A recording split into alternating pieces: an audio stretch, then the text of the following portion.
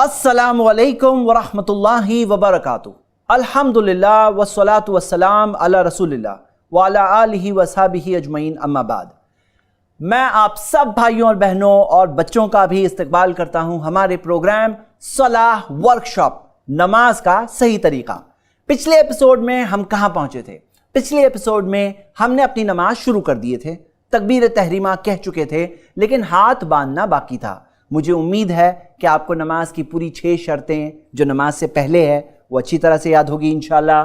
क्या है वो मैं फास्ट स्पीड में जिक्र कर रहा हूं। पहला, दुखुलुल वक्त, वक्त शुरू होना। जिस्म पर, कपड़ों पर, नमाज की जगह पर कोई गंदगी, नजासत नहीं होनी चाहिए।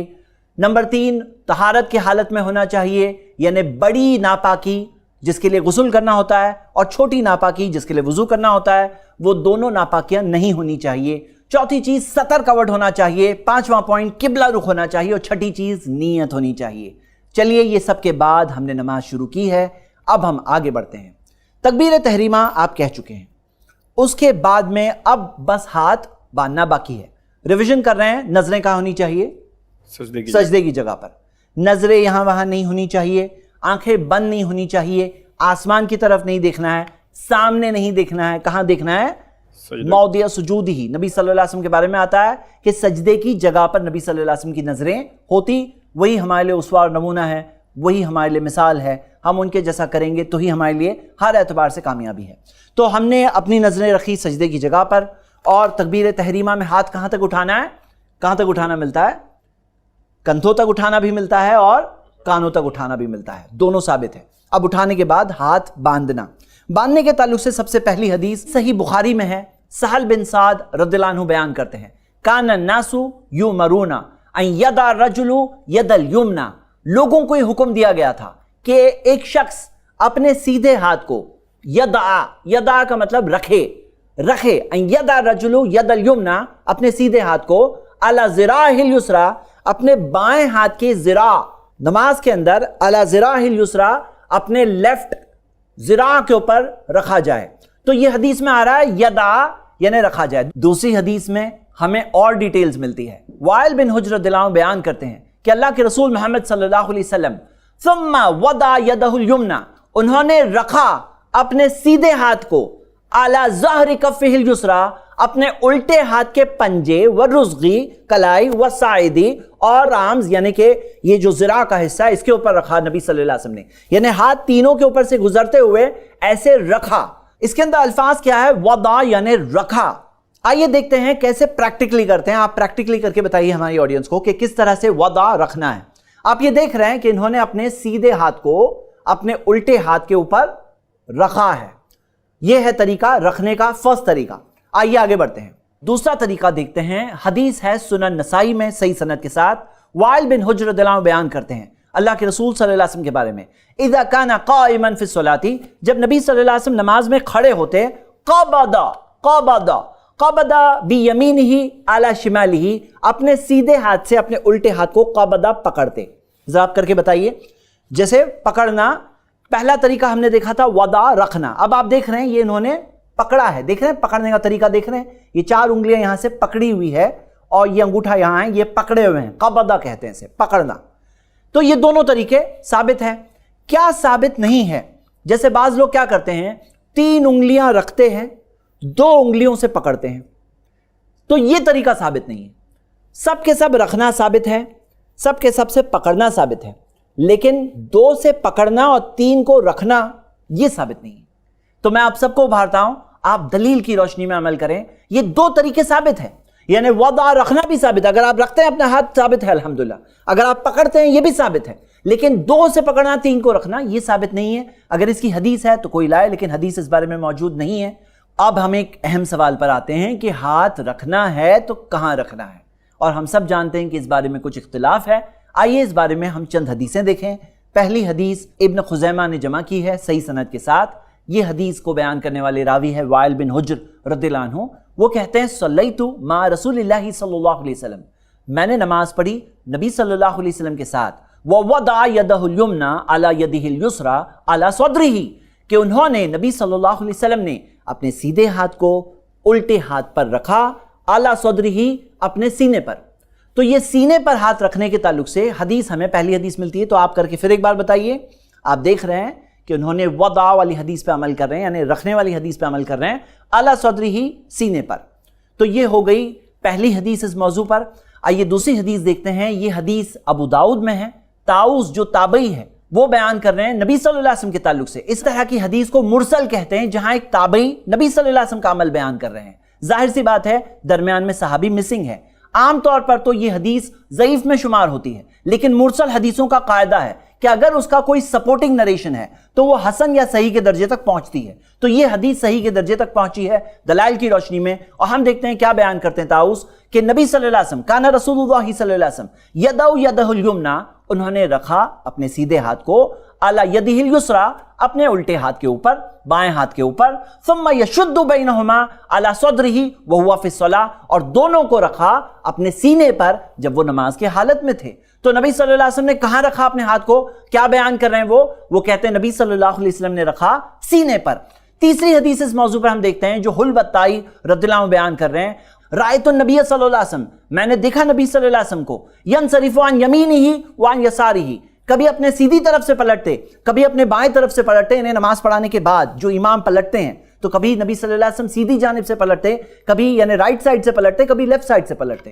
اور پھر وہ کہتے ہیں وَرَأَيْتُهُ قَالَ يَدْعُ هَذِهِ عَلَى صَدْرِهِ، کہ اسے اپنے سینے پر رکھتے، اسے کسے؟ وَصَفَ يَحْيَى الْيُمْنَى عَلَى الْيُسْرَى فَوْقَ الْمِفْصَلِ، کہ یحییٰ جو اس حدیث کے راوی ہے انہوں نے کر کے بتایا، جو انہوں نے دیکھا وہ کر کے بتا رہے ہیں، وصف کر کے بتایا کہ اپنے سیدھے ہاتھ کو، الٹے ہاتھ کو، فوق المفصل، مفصل کے اوپر یعنی کلائی کے اوپر، سیدھے ہاتھ کو الٹے ہاتھ کو کلائی کے اوپر رکھے، اور رکھ کر کے کیا کیا؟ یدعو ہذہ علی صدرہ، یہ رکھا انہوں نے اپنے سینے پر۔ میرے بھائی میری بہنیں، اس موضوع پر میں نے تو صرف 3 حدیثیں ذکر کی۔ اگر آپ اس موضوع پر اور تحقیق کرنا چاہتے ہیں تو شیخ کفایت اللہ سنابلی کی کتاب انوار البدر، اس میں انہوں نے سارے دلائل ڈیٹیل کے ساتھ دیے ہیں، جو کانٹرڈکٹری کچھ لوگ اعتراضات اٹھاتے ہیں اس کے جوابات بھی ذکر کیے ہیں۔ یہ کتاب اسلامک انفارمیشن سینٹر نے پرنٹ کیا، اس کے بعد دارالسلام نے بھی اس کتاب کو پرنٹ کیا ہے۔ آپ اس کتاب کو i+ اکیڈمی میں ڈاؤن لوڈ کر سکتے ہیں، انشاءاللہ پڑھ سکتے ہیں۔ اگر آپ صرف جاننا چاہتے ہیں کہ کیا ثابت ہے پیارے نبی محمد صلی اللہ علیہ وسلم سے، اور دلائل کی روشنی میں اور ڈیٹیل میں دیکھنا چاہتے ہیں، تو آپ اس کتاب کو ضرور پڑھیے انشاءاللہ۔ یہ تھا طریقہ کہ ہاتھ ہم کہاں باندھیں اور کیسے رکھیں۔ اب جہاں تک یہ سوال ہے کہ ناف کے اوپر یعنی فوق السرہ، ناف کے اوپر، اردو کا اوپر جو ہے اس میں اوپر یعنی ابو، یعنی اس سے اوپر کے علاقے میں رکھنے کا جو ذکر آتا ہے جس حدیث میں، تو وہ حدیث بھی صحیح ہے، لیکن وہ ایک جنرل بات ہے۔ جیسے میں آپ کو ایک مثال دیتا ہوں، اگر میں کہوں کہ میں مہاراشٹر میں رہتا ہوں، انڈیا میں جو اسٹیٹ ہے مہاراشٹر، وہاں رہتا ہوں، اور پھر میں کہوں کہ میں ممبئی میں رہتا ہوں، تو آپ مجھے ڈھونڈنے کہاں جائیں گے؟ آپ مجھے ڈھونڈنے دوسرے شہروں میں تو نہیں جائیں گے، آپ سیدھا ممبئی میں آئیں گے۔ تو یہاں ناف کے اوپر میں کئی چیزیں ہیں، ایریا ہے، لیکن جب خاص اسپیسیفک حدیث آتی ہے فوق الصدر، تو پھر اس حدیث کی روشنی میں ہم یہ دیکھیں کہ صدر والی حدیث اسپیسیفک آ رہی ہے، مطلب واضح طور پر دیا ہے کہاں ہاتھ باندھنا ہے۔ ناف کے اوپر میں تو سب آ سکتے ہیں، تو یہ ہمیں اس تعلق سے بات ملتی ہے۔ اور جہاں تک سوال تحت السرہ والی حدیث کی ہے کہ ناف کے نیچے، وہ ساری حدیثیں ضعیف ہے، کیونکہ اس میں ایک راوی ہے عبد الرحمن بن اسحاق الواسطی، جن کے تعلق سے محدثین کا اجماع ہے کہ یہ راوی ضعیف ہے، مطلب وہ حدیث ثابت درجے تک، صحیح یا حسن درجے تک نہیں پہنچ رہی ہے۔ اگر وہ پہنچ جاتی تو جس طرح سے ہم نے آپ کو یہ سکھایا کہ وضع بھی مل رہا ہے، قبضہ بھی مل رہا ہے، یعنی رکھنا بھی مل رہا ہے، پکڑنا بھی مل رہا ہے، جس طرح سے ہم نے آپ کو بتایا کہ ہاتھ جب اٹھاتے ہیں تو کندھوں تک اٹھانا بھی ملتا ہے، کانوں تک اٹھانا بھی ملتا ہے، اسی طرح ہم آپ کو یہاں یہ کہتے کہ ناف کے اوپر بھی باندھنا ملتا ہے سینے پر، اور ناف کے نیچے بھی باندھنا ملتا ہے، ایسے کہتے، لیکن کیونکہ وہ حدیث صحیح سند سے نہیں ہے اور ثابت درجے تک نہیں پہنچ رہی، اسی وجہ سے ہاتھ کہاں باندھیں؟ تو دلائل کی روشنی میں جو مضبوط اور ثابت شدہ بات دکھ رہی ہے وہ سینے پہ ہاتھ باندھنے کی۔ تو میں آپ سب کو ابھارتا ہوں اس موضوع پر تحقیق کریں، جو ثابت شدہ عمل ہے وہی کریے، کیونکہ فائنلی کل کوئی بھی قبر میں نہیں آنے والا۔ اگر آج آپ کسی کے پریشر میں آ کر یہ کہیں کہ میں ایسے ہی پڑھتا ہوں اور ایک سنت کو چھوڑ رہے ہیں، نبی صلی اللہ علیہ وسلم کے ایک طریقے کو چھوڑ رہے ہیں، تو پھر ہمارا ہی نقصان ہے نا آخر میں۔ تو میں آپ سب کو ابھاروں گا، ہم سارے علماء کرام سے محبت کرتے ہیں، इमाम अबू हनीफा रहमतुल्लाह अलैह से मोहब्बत करते हैं, इमाम शाफी रहमतुल्लाह अलैह से मोहब्बत करते हैं, इमाम अहमद बिन हंबल से, इमाम मालिक से रहमतुल्लाह अलैह से मोहब्बत करते हैं। लेकिन जिसके पास भी प्रूफ है हम उनकी बात को ले लेंगे। और सारे इमामों ने यही सिखाया कि अगर सही हदीस मिल जाए उस हदीस को ले लेना, मेरी बात को छोड़ देना, सबने यही सिखाया। तो मेरे भाइयों मेरी बहनें, इसमें मसलकी तासुब से बचकर हमें ज़्यादा फिक्र ये करना चाहिए कि मेरी नमाज का क्या हो रहा है, मेरी नमाज में क्या मैं एक सुन्नत को छोड़ तो नहीं रहा हूँ। आइए आगे बढ़ते हैं। हमने नमाज की शुरुआत में नियत की दिल में, हमने अपनी नज़रें रखी सजदे की जगह पर, हमने तकबीर तहरीमा के साथ में अपने हाथों को उठाया और उठा करके अल्लाहु अकबर कहकर हमने अपने हाथों को बांधा। बांधने की जगह कहाँ है? सीने पे हाथ बांधने की हदीस सही सनद से मिलती है।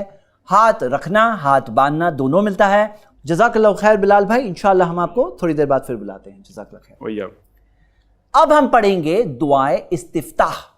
इस्तिफ्ताह का मतलब है शुरुआत की जो दुआ है। अक्सर लोगों को सना ही पता होता है, लेकिन सबसे पहले मैं आपके सामने सही बुखारी की ये हदीस रखता हूं जिसमें वो दुआ इस्तिफ्ताह है जो नबी सल्लल्लाहु अलैहि वसल्लम ने डायरेक्टली सिखाया, और एक बहुत प्यारी दुआ है, अल्लाहुम्मा बाइद बैनी व बैना खतायाया, अल्लाह दूरी पैदा कर दे मुझ में और मेरी खताओं में, मुझे दूर कर दे अल्लाह। कमा बाता बैनल मशरिकी वल मगरिब, जितनी दूरी मशरिक और मगरिब में है, ईस्ट और वेस्ट में जितनी दूरी है, अल्लाह उतनी दूरी पैदा कर दे मुझ में और मेरी खताओं में। मतलब मुझे खताओं से दूर कर दे, मुझे गुनाहों की ज़िंदगी से दूर कर दे, मुझे गुनाह के कामों से अल्लाह तू दूर कर दे। अब यहाँ शुरुआत ही हो रही है एक ऐसे डिक्लेरेशन से, एक ऐसा ऐलान करके कि मैं गुनाहों की ज़िंदगी से दूर रहना चाहता हूँ। अब ऐसा भी हो सकता है कि कोई ऐसा शख्स होगा जो गुनाहों में डूबा हुआ होगा, जो गुनाहों की ज़िंदगी में लगा हुआ होगा, लेकिन जब वो ये दुआ पढ़ेगा अल्लाहुम्मा बाइद बैनी व बैन खतायाया, ये मुमकिन है कि उसके दिल में भी ख्याल आ जाए कि वो गुनाहों की ज़िंदगी से दूर चले जाए, गुनाहों के रास्ते से दूर चले जाए, इतना दूर हो जाए गुनाहों से, जितना दूर मशरिक और मगरिब है उतना वो दूर हो जाए गुनाहों से। फिर हम कहते हैं अल्लाहुम्मा नक्किनी मिनल खताया कमा युनक्का सौबल अब्यदु मिनद दनस, अल्लाह मुझे मेरे गुनाहों से पाक कर दे, जैसा एक सफ़ेद कपड़ा गंदगी से, दाग से पाक होता है, उतना मुझे पाक कर दे मेरे गुनाहों से। यहाँ क्या बात हो रही है? ये जो दूसरा हिस्सा है इसमें बात ये हो रही है कि जो गुनाह हो गए हैं, अब आगे की ज़िंदगी में तो हमने ये कहा अल्लाह दूर कर दे मुझे गुनाहों से, लेकिन जो गुनाह हो गए हैं अल्लाह मेरे वो गुनाहों को धो दे, साफ कर दे। जिस तरह एक सफ़ेद कपड़ा पूरे दागों से पाक होता है, साफ होता है, चमकता है, अल्लाह उस तरह से मुझे पाक कर दे वो सारे गुनाहों से। और आप जानते हैं कि जब हम गुनाह करते हैं तो दिल पर कान नुक्ततुन सौदाउ फी क़ल्बी, दिल पर एक काला नुक्ता आता है, तो उस तरफ भी एक इशारा है कि अल्लाह धो दे मेरे गुनाहों को, साफ कर दे। जिस तरह एक सफ़ेद कपड़ा होता है, पूरा साफ होता है, उस पर कोई दाग नहीं होता है, उस तरह मुझे अपने गुनाहों से पाक कर दे। और फिर तीसरे हिस्से में आता है अल्लाह मगसिल खताया, अल्लाह धो दे मेरे गुनाहों को बिलमाई व सल्जी वल बरद, पानी से, ओले से और बर्फ से। अब यहाँ हम ये देखते हैं इस हदीस की शरह में उलमा इकराम बताते हैं कि सबसे जो साफ पानी होता है वो कौन सा पानी होता है? आपको पता है कि जो पानी बर्फ की शक्ल में पहाड़ों की चोटियों पर जमा हुआ होता है और फिर पिघल पिघल के आता है, वो सबसे साफ पानी होता है। क्यों? क्योंकि अगर पानी पानी की शक्ल में हो तो फिर क्या होता है, उसके सड़ने के, उसके अंदर गंदगी आने के चांसेस होते हैं, लेकिन जब बर्फ की शक्ल में होता है तो ज्यादा प्योर पानी माना जाता है। तो हम जब ये कह रहे हैं अल्लाह धो दे मेरे गुनाहों को, यानी पूरे मुकम्मल और कंप्लीट तरीके से अल्लाह तू धो दे मेरे गुनाहों को, टोटल तौर पर धो दे, मतलब ऐसा नहीं कि कुछ भी बाकी रह जाए, टोटल मुकम्मल तौर पर धो दे। तो ये तीन चीजें ऐलान करने के बाद हम अपनी नमाज को शुरू कर रहे हैं। ये दुआ इस्तिफ्ताह है। अगर आपको ये प्यारी सी दुआ नहीं याद है, मैं आपको उभारूंगा कि आप इस दुआ को जरूर बजरूर याद करें इंशाल्लाह। दूसरी दुआ इस्तिफ्ताह जो मैं आपके सामने रखना चाहता हूँ, ये सही मुस्लिम की हदीस में आती है, जिसे अब्दुल्लाह इब्न उमर रज़ियल्लाहु अन्हुमा बयान करते हैं, अल्लाहु अकबर कबीरा वल्हम्दुलिल्लाहि कसीरा व सुब्हानल्लाहि बुकरतन व असीला। अल्लाहु अकबर, अल्लाह की तारीफ, कबीरा जो सबसे बड़ा है, अल्लाह की तारीफ जो सबसे बड़ा है, वल्हम्दुलिल्लाहि कसीरा, अल्लाह की तारीफ बहुत बेशुमार तारीफ, बहुत सारी तारीफ, व सुब्हानल्लाहि बुकरतन व असीला, और मैं अल्लाह की पाकी बयान करता हूँ सुबह में भी और शाम में भी। आइए तीसरी दुआ इस्तिफ्ताह देख रहे हैं जो उमर रज़ियल्लाहु अन्हु का अमल है। सही मुस्लिम में हदीस मौजूद है, अब्दा रहिमहुल्लाह ताबई है, वो बयान करते हैं उमर रज़ियल्लाहु अन्हु के ताल्लुक से, काना यजहरू बिहाउलाइल कलिमात यक़ूल, वो इन अल्फाजों को थोड़ा जोर से पढ़ लिया करते थे, कहा करते थे, सुभानक अल्लाहुम्मा, पाक है तू अल्लाह, वो बिहम्दिका, तेरी है तारीफ, तबारक अस्मुका, बाबरकत है तेरा नाम, व तआला जद्दुका, तेरी शान बुलंद है, वला इलाहा गैरुक, और नहीं है कोई माबूद बरहक सिवाय तेरे। तो आपको ये दुआ भी याद है जो मशहूर है सना के तौर पर, तो भी अल्हम्दुलिल्लाह पढ़ सकते हैं, लेकिन मैं आप सबको उभारता हूँ कि अल्लाहुम्मा बाइद बैनी व बैन खताया वाली दुआ भी याद करिए इंशाल्लाह। ये तो 3 है, इसके अलावा और भी दुआ इस्तिफ्ताह साबित है, आप एक से ज़्यादा भी पढ़ सकते हैं। कभी क़ियामुल लैल कर रहे हैं, इत्मीनान से नमाज पढ़ रहे हैं, तो और दुआ इस्तिफ्ताह भी पढ़ सकते हैं। लेकिन बहुत ज़्यादा लंबी दुआ इस्तिफ्ताह अगर कोई इमाम पढ़े और पीछे वाले इंतज़ार कर रहे हैं कि कब वो तिलावत शुरू करेंगे, तो ऐसा भी नहीं हो। जब इत्मीनान से अकेले नमाज पढ़ रहे हैं तो और भी पढ़ सकते हैं। इसके अलावा और अगर आप देखना चाहते हैं तो आप शेख अलबानी की किताब सिफ़तु सलातुन नबी, जो इंग्लिश, उर्दू और कई ज़ुबानों में अवेलेबल है, आप उस किताब में देख सकते हैं इंशाल्लाह। हिस्नुल मुस्लिम जो दुआ की किताब है उसमें देख सकते हैं, या नमाज नबवी जो सैयद शफीकुर रहमान की किताब है जो इंग्लिश, उर्दू वगैरह में अवेलेबल है, उसमें देख सकते हैं इंशाल्लाह। मैं मुख्तसर तरीके से ये आपके सामने रख रहा हूँ। नमाज के ताल्लुक से और डिटेल्स भी अगर आपको चाहिए तो वो किताबों में भी मौजूद है, आप हमारी नोट्स भी देख सकते हैं इंशाल्लाह। आइए आगे बढ़ते हैं। दुआ इस्तिफ्ताह के बाद क्या करना है? अऊज़ु बिल्लाहि मिनश शैतानिर रजीम कहना है। इसकी दलील क्या है? इसकी दलील कुरान की आयत है, सूरह नहल सूरह 16 आयत नंबर 98, फ़इज़ा क़रअतल कुरान फ़स्तइज़ बिल्लाहि मिनश शैतानिर रजीम। जब तुम कुरान पढ़ो तो अल्लाह की पनाह मांगो शैतान मरदूद से। और अब हम कुरान की तिलावत करने वाले हैं। कुरान की कौन सी सूरह की? सूरतुल फातिहा की तिलावत करने वाले हैं। तो जब तुम कुरान पढ़ो तो अल्लाह की पनाह मांगो शैतान मरदूद से, ये अल्लाह का हुक्म है। और प्यारे नबी मोहम्मद सल्लल्लाहु अलैहि वसल्लम का प्रैक्टिकल अमल भी हमें मिलता है। काना रसूलुल्लाह सल्लल्लाहु अलैहि वसल्लम इज़ा क़ाम मिनल लैल, जब नबी सल्लल्लाहु अलैहि वसल्लम रात में क़ियामुल लैल के लिए खड़े होते तो कहते सुम्मा यक़ूल अल्लाहु अकबर कबीरा सलासन, अल्लाहु अकबर कबीरा 3 बार कहते, और फिर कहते अऊज़ु बिल्लाहि समीइल अलीम मिनश शैतानिर रजीम, कि अल्लाह की पनाह मांगता हूं मैं जो सुनने वाला और जानने वाला है शैतान मरदूद से, मिन हमज़िही व नफ़ख़िही व नफ़्सिही। इसका मतलब क्या है? मैं अल्लाह की पनाह मांगता हूं शैतान मरदूद से, मिन हमज़िही उसके पागलपन से, व नफ़ख़िही उसकी शायरी, उसकी पोइट्री से, व नफ़्सिही उसके गुरूर से। तो ये हमज़िही व नफ़्ख़ी की अलग अलग शरह, अलग अलग कॉमेंट्री हमें मिलती है। शैतान के अलग अलग हथकंडे हैं, आपको और मुझे हराने की जो कोशिश करता है, अपने गुनाह के गुमराही के रास्ते पर ले आने की कोशिश करता है। तो हम अल्लाह की पनाह मांग रहे हैं शैतान मरदूद से। तो ये लॉन्गर वर्जन है, यानी ये भी कहना साबित है जैसा कि आपके सामने हदीस है। और अगर आप शॉर्ट में अऊज़ु बिल्लाहि मिनश शैतानिर रजीम कहें, यह भी साबित है। बाज़ लोग ये समझते हैं कि दुआ इस्तिफ्ताह पढ़ने से पहले हमें अऊज़ु बिल्लाह पढ़ना है, लेकिन हकीकत यह है दुआ इस्तिफ्ताह पहले पढ़ेंगे, उसके बाद में अऊज़ु बिल्लाह, फिर बिस्मिल्लाह कहेंगे और फिर तिलावत करेंगे इंशाल्लाह। तो नेक्स्ट क्या है? बिस्मिल्लाह है। बिस्मिल्लाह कहना है, इस बारे में तो कोई इख्तिलाफ नहीं। इख्तिलाफ एक मौजू पर है कि बिस्मिल्लाह तिलावत से पहले जोर से पढ़ेंगे या खामोशी से पढ़ेंगे।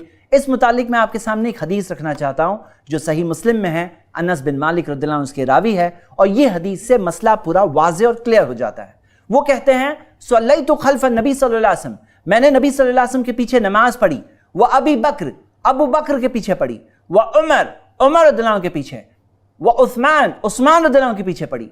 फ़कानु यस्तफ्तिखूना बि अल्हम्दुलिल्लाहि रब्बिल आलमीन, वो सब के सब शुरुआत किया करते थे अल्हम्दुलिल्लाहि रब्बिल आलमीन से।